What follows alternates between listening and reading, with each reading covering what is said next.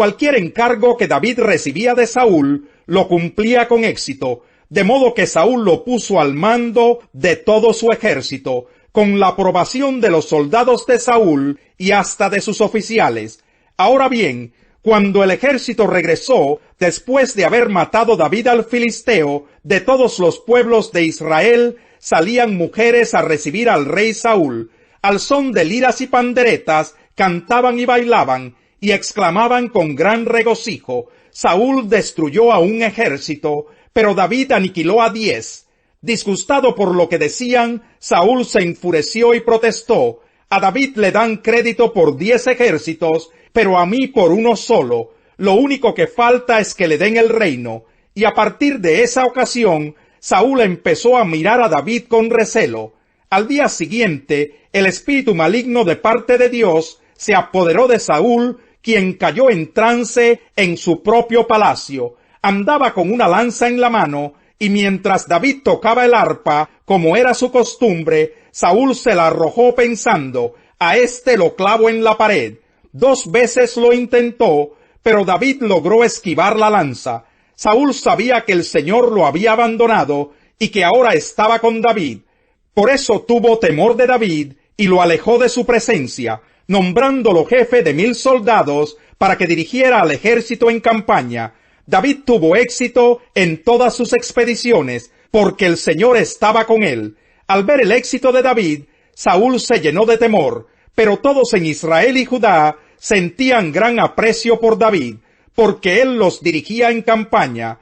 Un día Saúl le dijo a David: aquí tienes a Merab, mi hija mayor, te la entrego por esposa, con la condición de que me sirvas con valentía, peleando las batallas del Señor.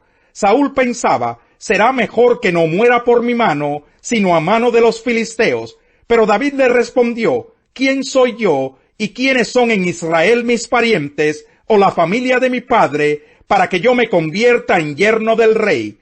Sin embargo, cuando llegó la fecha en que Saúl había de casar a su hija Merab con David, Saúl se la entregó por esposa a Adriel de Mejolá.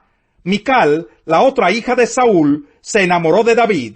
Cuando se lo dijeron a Saúl, le agradó la noticia, y pensó: se la entregaré a él como una trampa para que caiga en manos de los filisteos.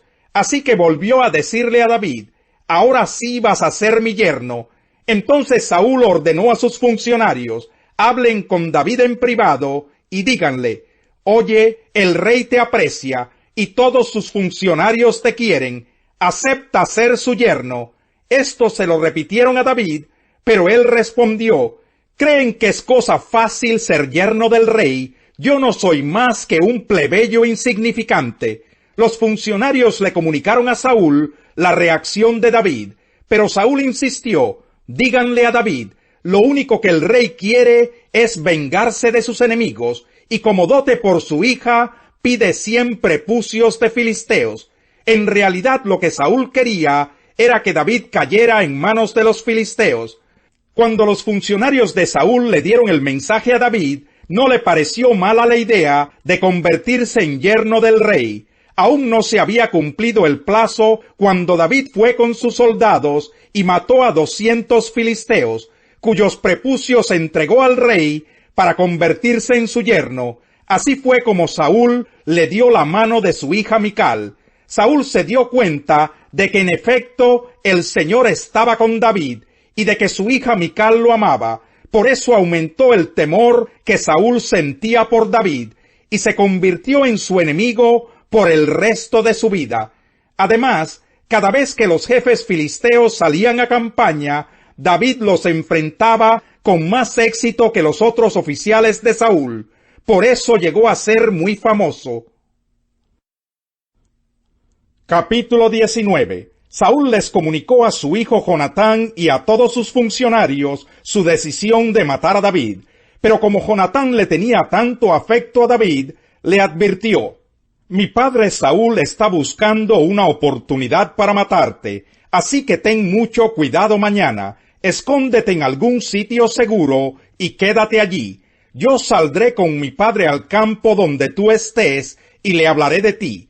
Cuando averigüe lo que pasa, te lo haré saber. Jonatán le habló a su padre Saúl en favor de David. No vaya su majestad a hacerle daño a su siervo David, le rogó. Él no le ha hecho ningún mal. Al contrario, lo que ha hecho ha sido de gran beneficio para su majestad. Para matar al filisteo arriesgó su propia vida, y el Señor le dio una gran victoria a todo Israel. Su majestad mismo lo vio y se alegró. ¿Por qué ha de hacerle daño a un inocente y matar a David sin motivo? Saúl le hizo caso a Jonatán y exclamó: tan cierto como que el Señor vive, te juro que David no morirá. Entonces Jonatán llamó a David, y después de contarle toda la conversación, lo llevó ante Saúl para que estuviera a su servicio como antes. Volvió a estallar la guerra. David salió a pelear contra los filisteos y los combatió con tal violencia que tuvieron que huir.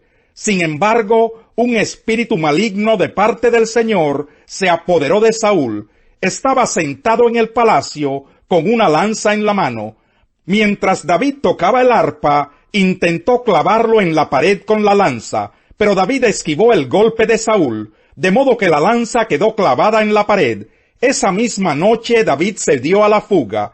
Entonces Saúl mandó a varios hombres a casa de David, para que lo vigilaran durante la noche y lo mataran al día siguiente. Pero Mical, la esposa de David, le advirtió: si no te pones a salvo esta noche, mañana serás hombre muerto. Enseguida ella descolgó a David por la ventana, y así él pudo escapar. Luego Mical tomó un ídolo y lo puso en la cama con un tejido de pelo de cabra en la cabeza, y lo cubrió con una sábana. Cuando Saúl mandó a los hombres para apresar a David, Mical les dijo: está enfermo. Pero Saúl los mandó de nuevo a buscar a David. Aunque esté en cama, tráiganmelo aquí para matarlo. Al entrar en la casa, los hombres vieron que lo que estaba en la cama era un ídolo, con un tejido de pelo de cabra en la cabeza. Entonces Saúl le reclamó a Mical: ¿por qué me has engañado así? ¿Por qué dejaste escapar a mi enemigo? Ella respondió: él me amenazó con matarme si no lo dejaba escapar. Después de huir y ponerse a salvo, David fue a Ramá para ver a Samuel y contarle todo lo que Saúl le había hecho. Entonces los dos se fueron a vivir a Nayot. Cuando Saúl se enteró de que David estaba en Nayot de Ramá, mandó a sus hombres para que lo apresaran, pero se encontraron con un grupo de profetas dirigidos por Samuel que estaban profetizando. Entonces el Espíritu de Dios vino con poder sobre los hombres de Saúl, y también ellos cayeron en trance profético. Al oír la noticia, Saúl envió otro grupo, pero ellos también cayeron en trance. Luego mandó un tercer grupo y les pasó lo mismo. Por fin, Saúl en persona fue a Ramá y llegó al gran pozo que está en Secú. ¿Dónde están Samuel y David?, preguntó. En Nayot de Ramá. Alguien le respondió. Saúl se dirigió entonces hacia allá, pero el Espíritu de Dios vino con poder también sobre él, y Saúl estuvo en trance profético por todo el camino hasta llegar a Nayot de Ramá. Luego se quitó la ropa y desnudo y en el suelo estuvo en trance en presencia de Samuel todo el día y toda la noche. De ahí viene el dicho: ¿acaso también Saúl es uno de los profetas? Jesús se dirigió entonces a los judíos que habían creído en él y les dijo: si se mantienen fieles a mis enseñanzas, serán realmente mis discípulos, y conocerán la verdad, y la verdad los hará libres. Nosotros somos descendientes de Abraham, le contestaron, y nunca hemos sido esclavos de nadie. ¿Cómo puedes decir que seremos liberados? Ciertamente les aseguro que todo el que peca es esclavo del pecado, respondió Jesús. Ahora bien, el esclavo no se queda para siempre en la familia, pero el Hijo sí se queda en ella para siempre. Así que si el Hijo los libera, serán ustedes verdaderamente libres. Yo sé que ustedes son descendientes de Abraham. Sin embargo, procuran matarme porque no está en sus planes aceptar mi palabra. Yo hablo de lo que he visto en presencia del Padre. Así también ustedes hagan lo que del Padre han escuchado. Nuestro padre es Abraham, replicaron. Si fueran hijos de Abraham, harían lo mismo que él hizo. Ustedes, en cambio, quieren matarme, a mí que les he expuesto la verdad que he recibido de parte de Dios. Abraham jamás haría tal cosa. Las obras de ustedes son como las de su padre. Nosotros no somos hijos nacidos de prostitución, le reclamaron. Un solo padre tenemos y es Dios mismo. Si Dios fuera su padre, les contestó Jesús, ustedes me amarían, porque yo he venido de Dios y aquí me tienen.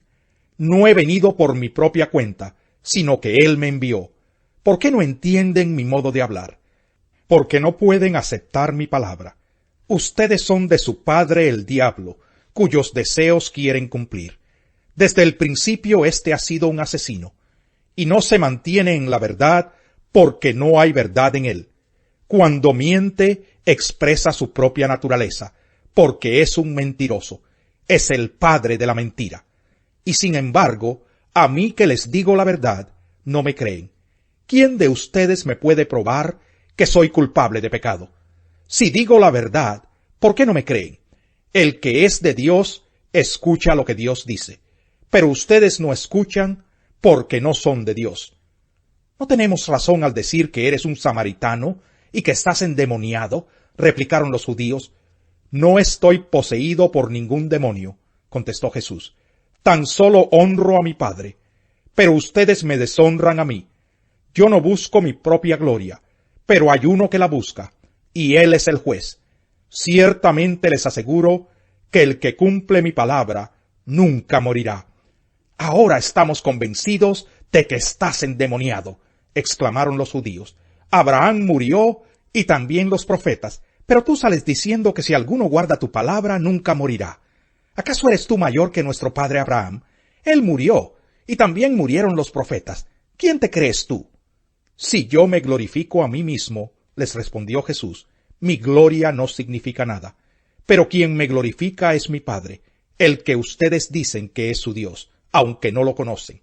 Yo, en cambio, sí lo conozco. Si dijera que no lo conozco, sería tan mentiroso como ustedes. Pero lo conozco y cumplo su palabra. Abraham, el padre de ustedes, se regocijó al pensar que vería mi día, y lo vio y se alegró. Ni a los 50 años llegas, le dijeron los judíos, ¿y has visto a Abraham? Ciertamente les aseguro que antes de que Abraham naciera, yo soy. Entonces los judíos tomaron piedras para arrojárselas, pero Jesús se escondió y salió inadvertido del templo. Salmo 112. Aleluya, alabado sea el Señor. Dichoso el que teme al Señor, el que haya gran deleite en sus mandamientos. Sus hijos dominarán el país. La descendencia de los justos será bendecida. En su casa habrá abundantes riquezas, y para siempre permanecerá su justicia. Para los justos la luz brilla en las tinieblas. Dios es clemente, compasivo y justo. Bien le va al que presta con generosidad y maneja sus negocios con justicia. El justo será siempre recordado, ciertamente nunca fracasará. No temerá recibir malas noticias, su corazón estará firme, confiado en el Señor. Su corazón estará seguro, no tendrá temor, y al final verá derrotados a sus adversarios. Reparte sus bienes entre los pobres, su justicia permanece para siempre, su poder será gloriosamente exaltado. El malvado verá esto y se irritará, rechinando los dientes se irá desvaneciendo. La ambición de los impíos será destruida. Al insolente no le gusta que lo corrijan, ni busca la compañía de los sabios. El corazón alegre se refleja en el rostro, el corazón dolido deprime el espíritu. El corazón entendido va tras el conocimiento, la boca de los necios se nutre de tonterías.